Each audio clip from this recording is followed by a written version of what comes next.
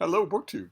I've got a little bunch of miscellaneous topics to discuss here. I don't think any one of them or two of them make for a whole video, although my standard for what qualifies as a whole video is pretty low. So I thought I'd revive my Irish stew video and just do a whole bunch of things in one video and hope that at least you find a couple of them interesting. I don't quite know where to start. I have a list of things here to go over just briefly. Uh, that aren't all book related. We can start with a couple that aren't book related. Like I rewatched free on YouTube the long dramatic miniseries Patriots Day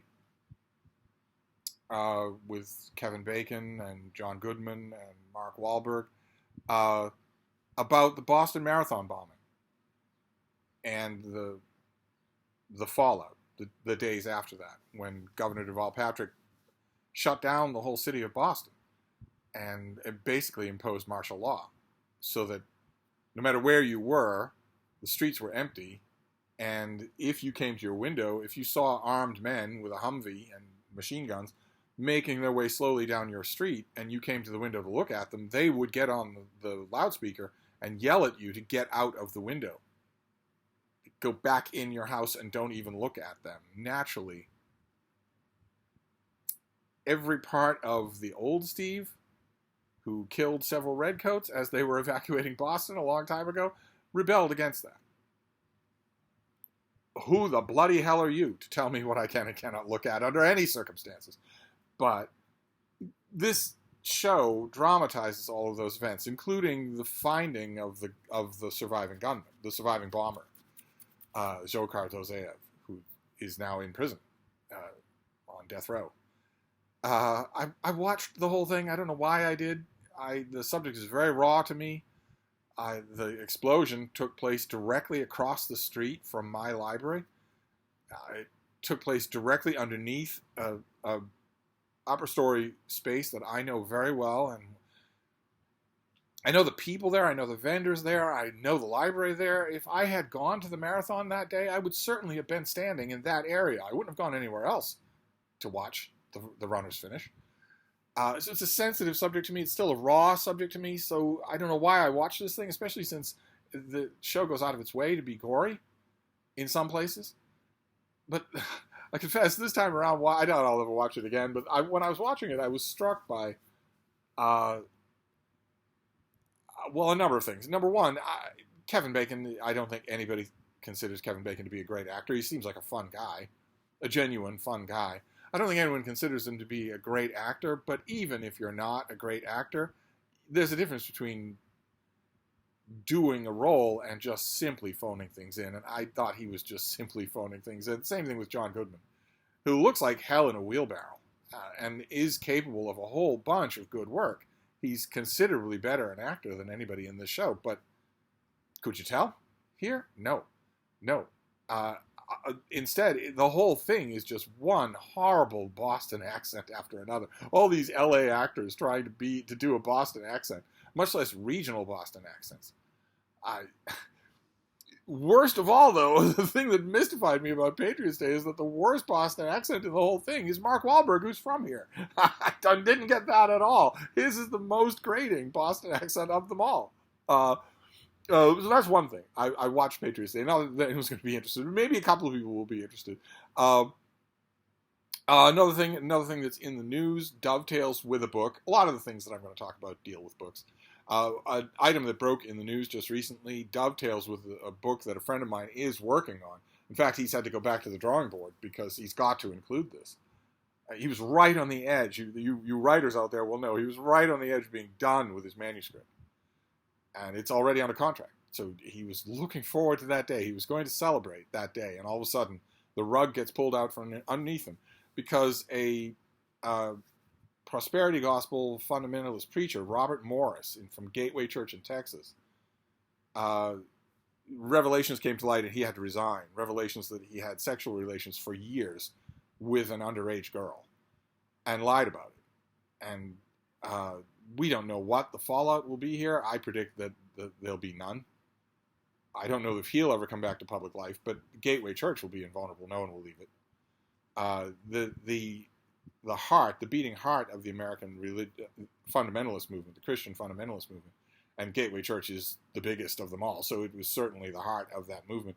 The beating heart of the very center of American Christian fundamentalism has detached itself from even the remotest approximation of what they would previously have called Christian morality.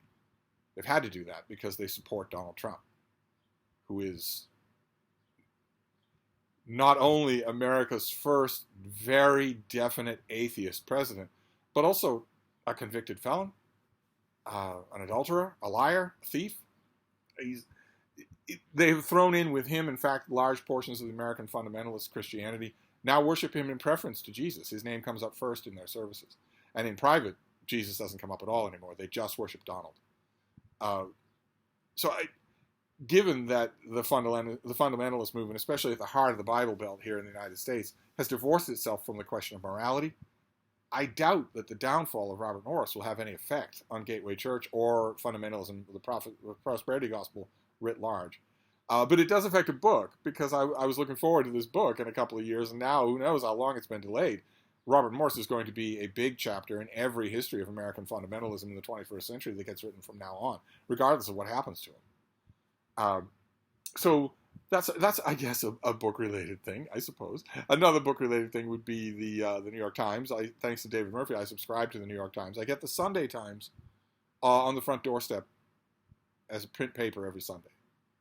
But my subscription also gives me electronic access to the whole of the paper. And the huge backlog that I've barely dug into at all. I barely scratched the surface of that at all. But there's regular books coverage that sometimes doesn't migrate to the Sunday book review. I don't know quite how it breaks down for electronic only. I think a lot of massive legacy print newspapers miss an opportunity to maximize any kind of coverage by having electronic only coverage. I don't know if the Times does electronic only, or if, like, for instance, a recent review of theirs was of Frostbite. It was a review of a book called Frostbite by Nicola Twilley, which is about the refrigeration train. It's about how refrigeration has changed the way Americans eat, and the whole landscape of the American food industry. I haven't read the book. I don't even have a copy of it. So I was reading this review much in the same vein as a normal non-paid critic would do. I was reading the review thinking, does this make me want to read the book? Does it make me want to request a copy of the book? It sounds fascinating. The review was pretty good. I guess I knew on one level, but I didn't really put two and two together that so much. I mean, I forget what the percentage was that was quoted in the review, but it's well over 70 or 80% of the food that Americans eat is the product of refrigeration, and would not have been available to them 100 years ago before in-home refrigerators existed. That food would not have been available to them. The quintessential example in the review is the banana. If you lived inland in the United States, you might not have had access to bananas at all, even in season. But even on the coast, you would only have had access to them at some time. It wouldn't have been that you could get beautiful, fresh bananas any time at your supermarket. That was made possible by refrigeration, and so was a whole bunch of other stuff. And I gather from the review doesn't go into it in as much detail as I want. I gather from the review that the book also discusses how this pauperizes the food landscape. Suddenly, Americans don't care about what's in season and what's not, because thanks to refrigeration, you can get anything at any time. Maybe want to read it. I don't know if I will or not, and I don't know. I'm not 100% clear on whether or not Frostbite, that review of Frostbite, will be in the day's print paper. I don't get the daily paper. Does the Times do any online-only content? God knows there are enough books. You could do an online-only book review every day. Without scratching the surface, you could do that. What else have we got to talk about in this? It doesn't have to be a long Irish Stew video. Oh, well, there's Michael K Vaughan, who took a leave of absence briefly from Booktube. He is now back. His event, June on the Range, is going strong. And, of course, next month is also dominated by an event of his that's having its very first iteration, Rocket Summer. all about vintage science fiction, any science fiction before 1970, I believe. Uh, and we don't have to tell him this, but the third month in the summer is Garb August, which also dovetails nicely with Michael K. Vaughan's channel, since all the pulp stuff that he loves is garbage. I love it too, but still, it all qualifies for Garb August. But he did a video just today for the Robert E. Howard Show on his channel. I'll try to remember to leave a link to it. If I'm going to do Irish Stew videos, I should link to everything that I can. I'm not going to link to Patriots Day. You absolutely should not watch it. But he did a video today where he shows some of the recent releases that the Robert E. Howard Foundation sent to him, the books that they make that are not cheap, and the ones that disappear, the ones that they stop making, become instantly collectible. I've seen some of these things online, and they will set you back a bit, especially the ones that are smaller print run or that are a little rarer, maybe before the Robert E. Howard Foundation knew that some of their stuff would be collectible, maybe before they knew the strength of the Robert E. Howard fan base. And Mike takes you through some of these books. They look mouthwatering, just absolutely mouthwatering, and he thanks them in his video. The one thing he doesn't do in his video is sing his own praises, so I'm going to do that. He just doesn't do it himself. He mentions in his video that if you are interested in any of these books, you can just log on to the Robert E. Howard Foundation website. They'll all be listed there. The ones that are still in print will all be there. They are a little pricey, but if you want them, you saw a copy of something that he showed you, the final book that he showed, Tales of the North, looked mouthwatering even to me. If you want some of the things that he showed you, you can buy them on that website. I'm not sure if you can get them on Amazon, but you can definitely get them through their website. He mentions that. Fine, good. But he is the least back-patting person I've ever met, and so he doesn't pat his own back. So I thought I would remind you, I'm sure that a lot of you don't need any reminder, that if you do go to the Robert E. Howard Foundation website, even if it's just to browse the books without committing to buying one, there'll be a little tab on that website saying, contact us.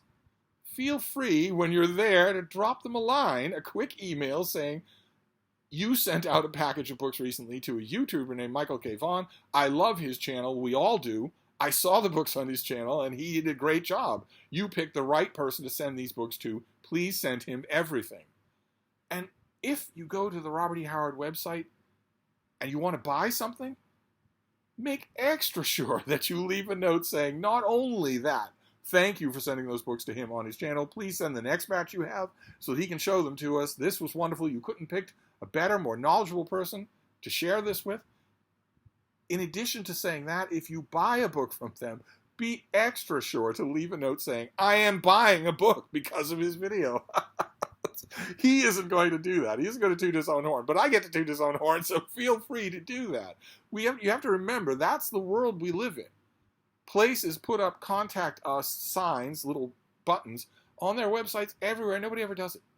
Nobody ever does it. You might think that it's a huge, it's a literary foundation for one of the most successful literary operations, literary property venues in the world. Everybody knows the name of Conan. You might think, they get bombarded with mail. They're not going to care. They will. They'll notice, and it will make a difference. It will make a difference. That's true no matter what. If you read a review of mine somewhere, I will blow my horn. Mike won't do it, but if you read a review of mine somewhere and it's a venue where you can say that, feel free to let them know. I really enjoyed this. Thank you for running his work. Of course, that isn't a question on the newly revived Steve Reads, because that's me. That's all me. And a great number of you have done me, are continuing to do me the honor of going over there and subscribing. That is wonderful. The more people I have to write for, the better I like it over there.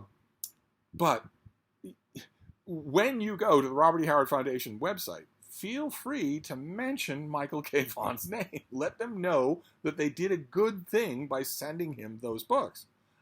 And while we're talking about Booktube, I guess we can also talk about something else, something that has been a shock to me. Yesterday, I mentioned that Greg at another Bibliophile Reads came up with the idea to read Proust in 2025, to read In Search of Lost Time, the whole of it, 11 squillion pages, in 2025, to finally get this white whale off his shelf and under his belt.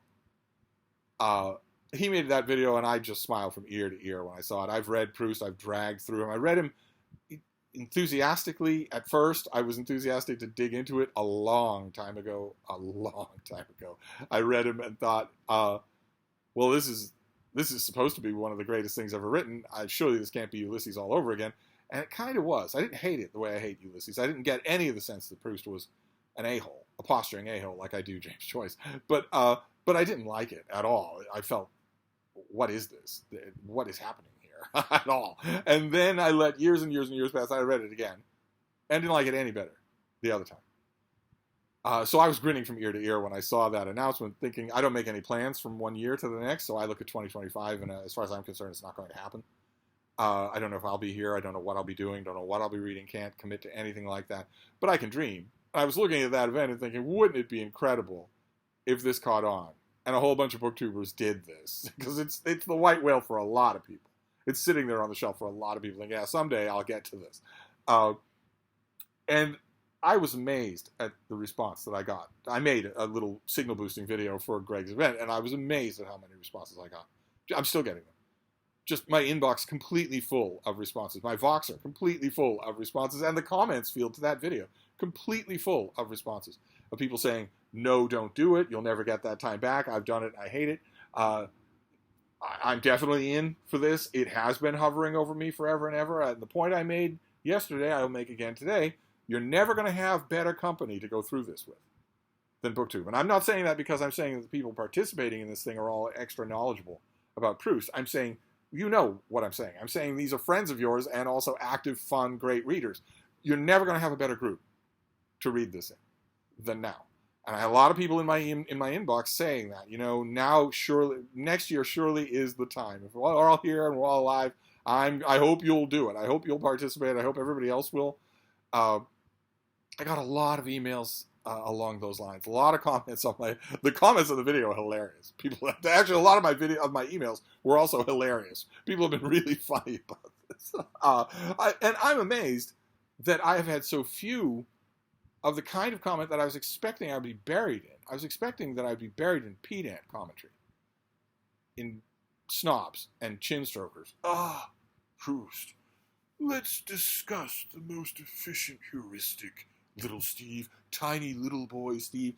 I had to gently remind a couple of people who sent me emails that I have read this before. I'm enthusiastic about the event, not because I've always been dreaming about getting to this book.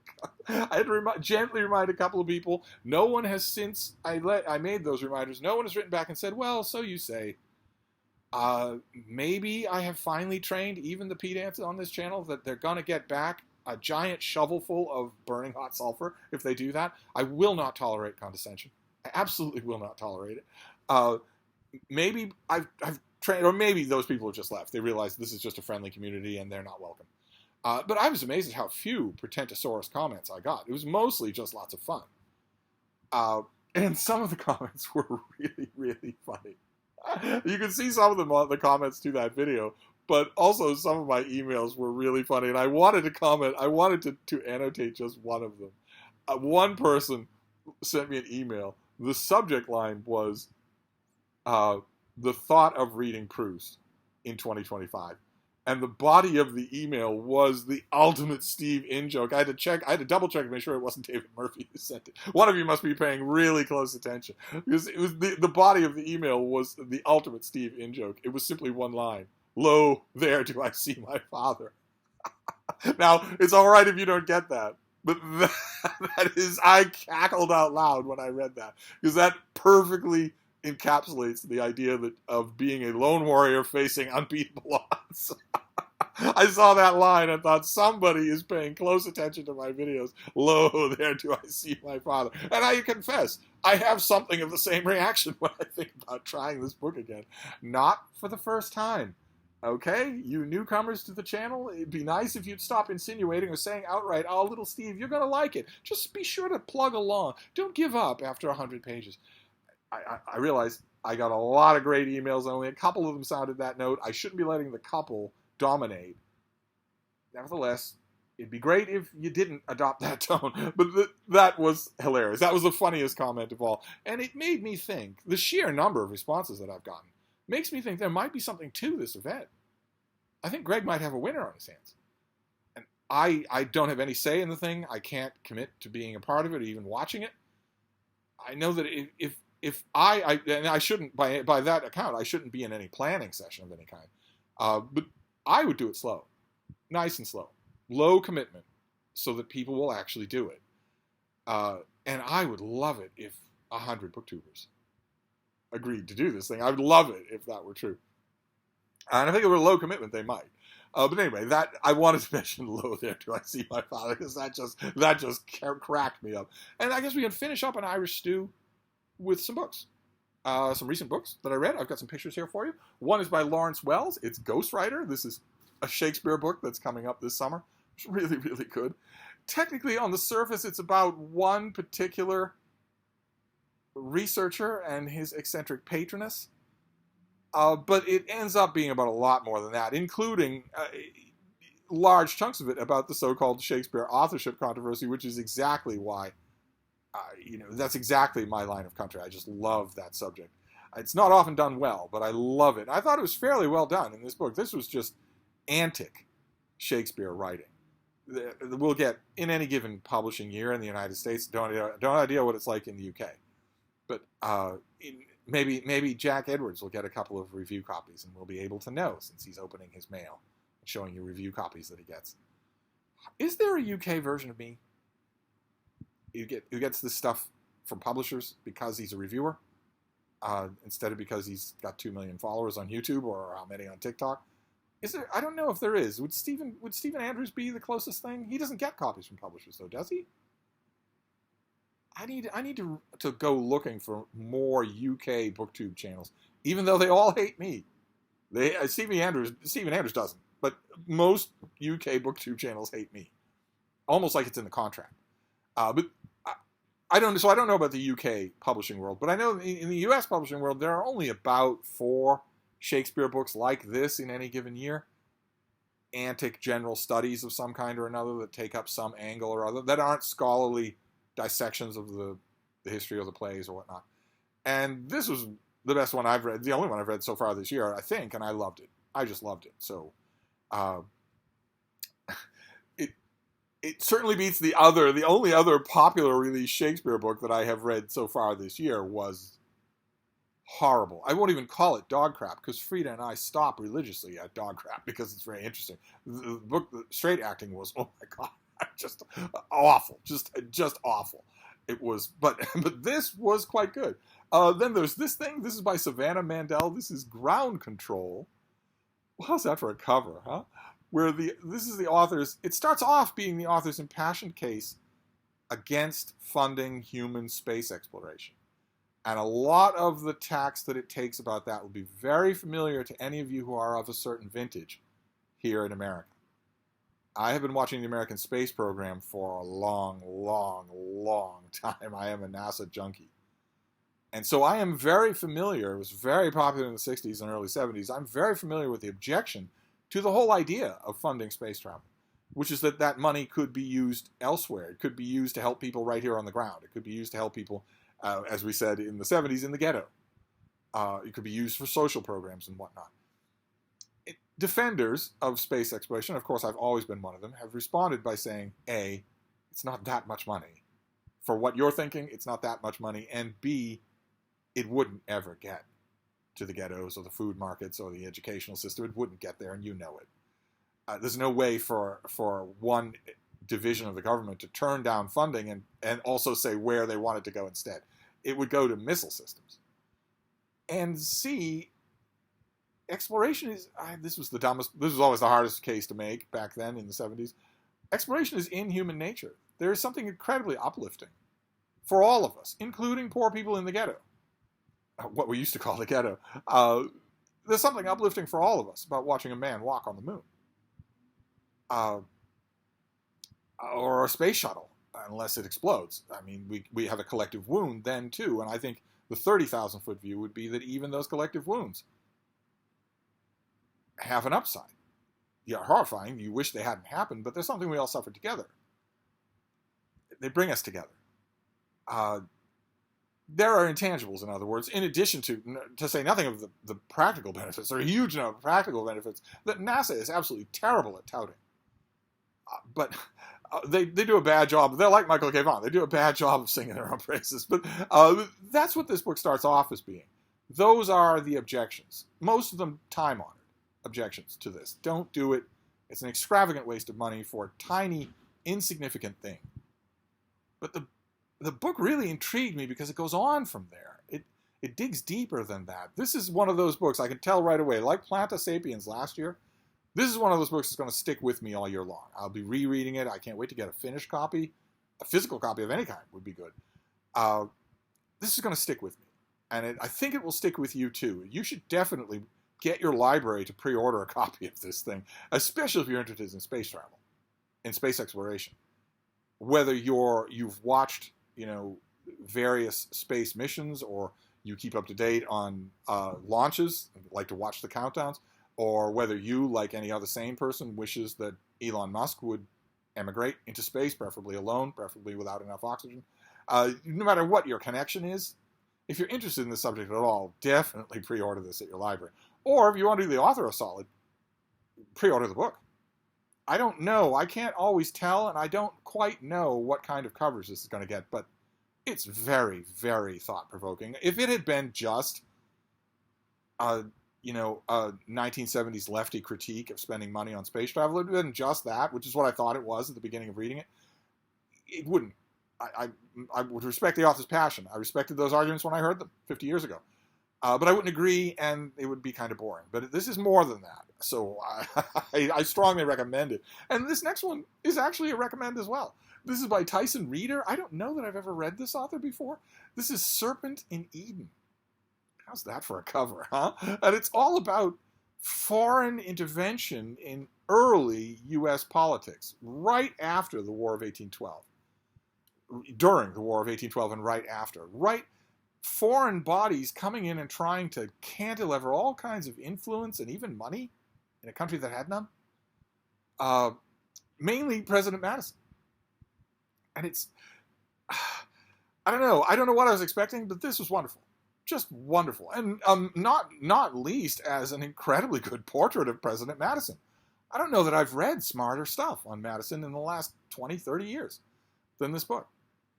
It came out of nowhere. It was not on my radar at all for upcoming books this year, but I really enjoyed it. All three of the Shakespeare book is a little predictable. If you'd seen a listing for a Shakespeare book that even touched on the authorship question, you would probably have said under your breath, "Oh, Steve's going to want that." Yes, okay. But these other two, maybe not. Well, I guess you all. I make 10 videos a day, so you all know I love NASA. I love all things space exploration, and I love American history as well. So maybe all three of these are predictable, but I didn't expect how good this is. When I want to get a finished copy with a pub sheet and everything so I can show it to you a little bit better, but it definitely belongs on an Irish Stew video. And that's about it. That's all the odds and ends that I had to talk about. I am expecting news all week long. This is the week that the United States Supreme Court has to do something with a case that it should never have taken up, a case that was already handled by an appeals court and settled in black letter law. Whether or not the President of the United States has a fictional creation called presidential immunity, which means that he can break the law when he's in office with impunity. And he's not accountable unless he's impeached by the Senate and removed from office, which of course is not going to happen to any president. That's not going to happen. It's absurd. It's absolutely absurd, as you have famously heard if you paid attention to this news at all. It would mean that a sitting president could order the assassination of anyone in the country and probably not face any kind of legal repercussions. SEAL Team 6 came up in the appellate court hearing. The Supreme Court took the case. They didn't have to. As I've said many, many times on this channel, the only reason they took it is to uphold it. They are going to grant Donald Trump, and only Donald Trump, something called presidential immunity, which wipes out all of his trials. I don't know how they're going to do that, and this is the last week where they can do anything. They have three choices. They can either grant him, make up something called presidential immunity and grant it only to him. Of course, they can't grant it to any other president. Whatever the ruling is, it can't be that President Biden can arrest Donald Trump and have him executed legally.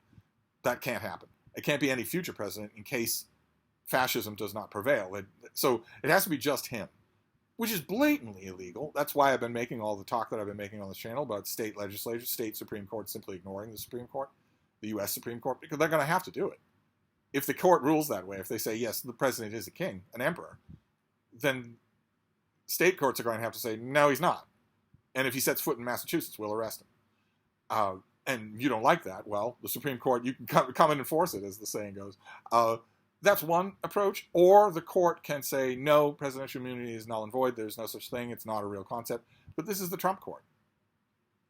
6 of these justices will say yes to anything he wants. He's talked to them already.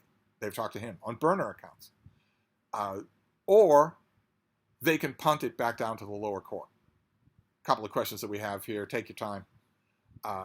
And maybe hear it again in a year or something like that. They have to do one of those 3 things this week, because they're going on, their richly earned vacation after that. So they have to do one of those 3 things now. There's no reason on earth this took so long. The court can make a decision in 2 weeks if it wants to. It's had this thing for a long time. And this is not a tough decision. The law is clear on this. But that hasn't happened yet. At least to the filming of this video. They might do it today, but my guess would be they'll do it Friday. So that's hanging over the whole country. What kind of a country are we going to be? Is the highest court in the land going to rule that there is a citizen who's above the law, and that citizen is Donald Trump? But aside from that, books? No, we haven't lost a major author today. That Frostbite review was the review in the Times today, and I haven't seen any others that are of any interest. The bookish mail has not come for today. The week has started, but the heat has not. Today has been a normal sunny day. 80 degrees Fahrenheit for the high. That's not going to be true. The rest of the week is going to be 90 or more Fahrenheit every high. So a little bit less hospitable. But the main things that I wanted to talk about were just bookish related and booktube related. We've got Michael K. Vaughan. Go and do him a solid. He's not going to ask you to do it. Go to the Robert E. Howard Foundation website and let them know that you really enjoyed that video. If you haven't seen the video, I'll leave a link to it down below. It's terrific. And you might want to go to Greg at Another Bibliophile Reads. I will try to leave a link to his announcement video about his idea. There is nothing set in stone yet. He doesn't know what kind of an event this is. Nobody does. It's an idea. He wants to do it, and of course, naturally, as a booktuber in good standing, he wants company. I'll leave a link to his video. Feel free to go over there and say whether or not you're interested. Because I think he might be surprised at the response he's getting, too. I certainly have been. I thought 1 or 2 people would notice this thing. And it looks like a lot of people. This book, this big Gallic monstrosity, preys on the guilty consciences of a lot of readers. So it could be a lot of fun. Even if you don't end up enjoying it, the fun of reading it with all these different voices that you know so well from your screen, that might be a lot of fun to do. But anyway. That and also avoid Patriots Day. so I'll wrap this up, whatever this was, and I'll post it before I have second thoughts. But I'll see you later. Thank you, Booktube.